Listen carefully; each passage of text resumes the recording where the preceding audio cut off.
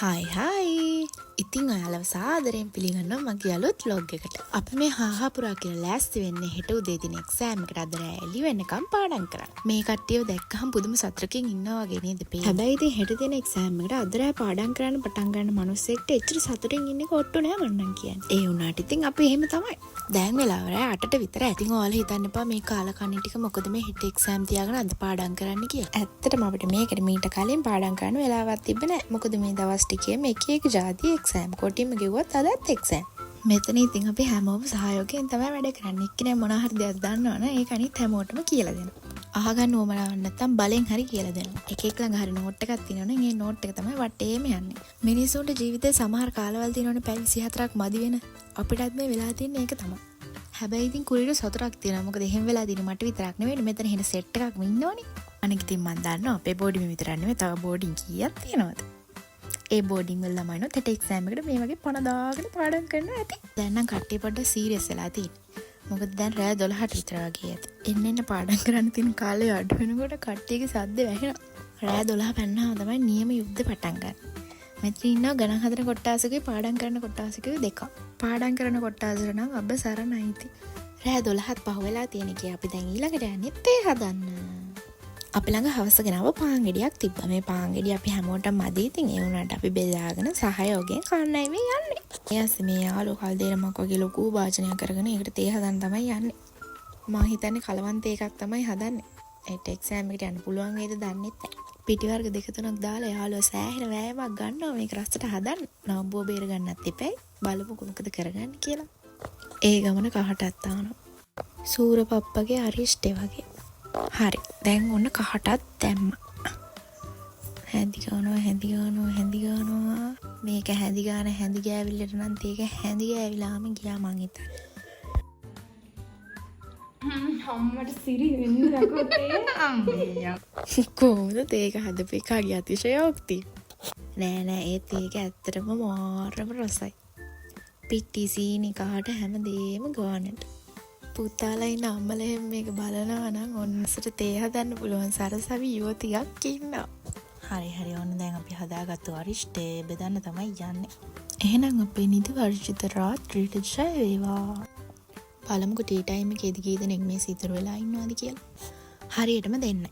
අපේ මේසවල නිකන් පිස්සන් කොටු වගේ පේනවා. එහෙම තමයි ඉතින් වැඩ කරන ජනතාවනේ. මේ තියෙන වගේ කෝප්පි මගේ කෝප්පි ලොකුවට තියෙන නිසා මට ඉතින් වැඩි ප්‍රවාසි. හිතලම තමයි මම වට ප්‍රමාණය වැඩි කෝප්පයක් ගත්තේ. හරි දැන් ඔන්න විසිර ගිහපු හැමෝම එකතු කරගෙන අපි පාන් කන්න යන්නේ. යාළුවෙක් රැට කන්න හදපු රස අඹ මාළුවක් තිබ්බා. එයා අපිට ඒක පාන් කන්න දුන්නා. ඒකට නම් ලකුණු 10න් 10. පාන් ගෙඩියට නම් ලුණු මදි. ඉතින් අපි දැන් මේ ටික පැයක් විතර තිස්සේ කනවා බොනවා කයි ගහනවා. රංගනගේ කොපි චැට් එකට වඩා ආතල් අපේ චැට් එක. මේගොල්ලෝ මේ පාන් කෑල්ල තේකේ උබාගෙන කන වැඩේට නම් මම එක හෙලාම විරුද්ධයි. ඕගොල්ලොත් එහෙම පහන් කෑල්ල තේකේ ඔබාගෙන කනවද? හැබැයි ඒක බත් එක්ක කිරි කනවා තරම් නම් අවුල් නෑ. දැන් ඉතින් බත් එක්ක කිරි කන අය මට බනින්න එහෙම එපා හරිද? ඔය ටේප් කරගන්න. ටේප් කරගන්න දාන නෑ අවුල නෑ නේ රහයිද? මේක පෙන්නන්න මම දැන් මේ හදපු නෝට් එකකට පාන් කෑල්ල දැන් ඒකේ තෙල් කොට. ඒ මගේ තියෙනවා. සඳකන් හොරෙන් බඩ රහයිද? සමින්දි. පාන් කෑල්ල රේට් කරන්න. සුපිරි. 10න් 8යි 9.2. හයි.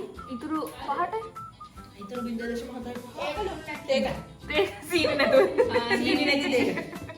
සුපිරි. සතුගේ අම්මයකට 10න් 12. සුපිරි. මං ඉතින් මේ ක්ලිප් එක මියුට් කරලා වොයිස් කරන නිසා තමයි මේ තරම් නිස්කලංක නැත්තම් පේනෝනේ සද්දේ යුද්ධ වගේ තමයි. ඔන්න මිත්‍රවරුනි අපි ආයෙත් සුබ මොහොතින් වැඩ පටන් ගත්තා.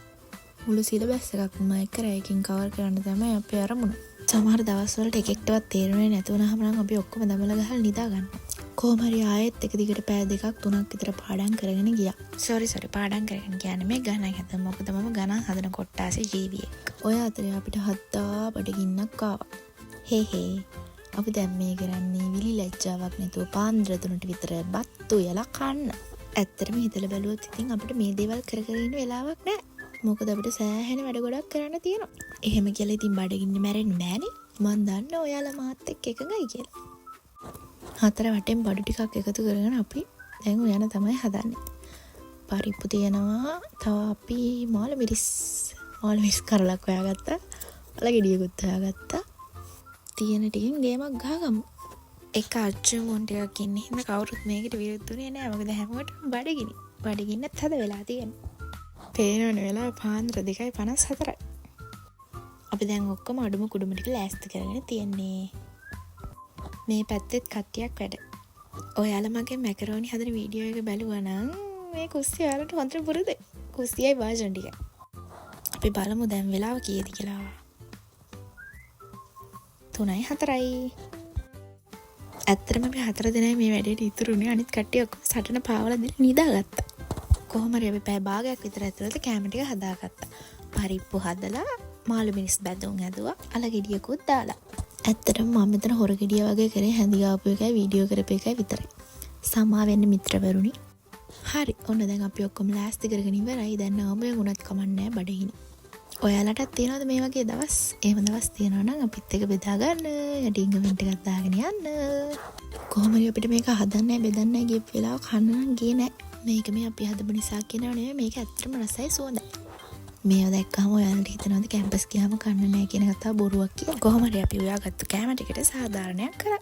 අපිට අතක ගාගෙන වෙලාවක් නැති නිසා අපි ඉක්මනට කාගෙන ගියා. දැන් මේ ඉන්න අන්තිම හරිය. දැන් අර කා ගන්න අමාරු කොටස් ටික තමයි යන්නේ. කොහොම හරි අපි කාලේ ඉවර වෙලා ටිකක් වෙලා පාඩම් කරා. ටිකක් වෙලා ගන්න පැයක් විතර පාඩම් කරා. ඔන්න බලන්නකෝ දැන් වෙලාව කීයද කියලා. 4:37. අපි මේ රැලි වෙනකම් පාඩම් කරපු එකේ ප්‍රතිඵලයක් තියෙදි කියලා බලන්න වෙන්නේ නම් හෙට එක්සෑම් එකේදී. දැන් නම් එක දෙන්න පොඩ හරහා වැටිගෙන යනවා වගේ පේනවා.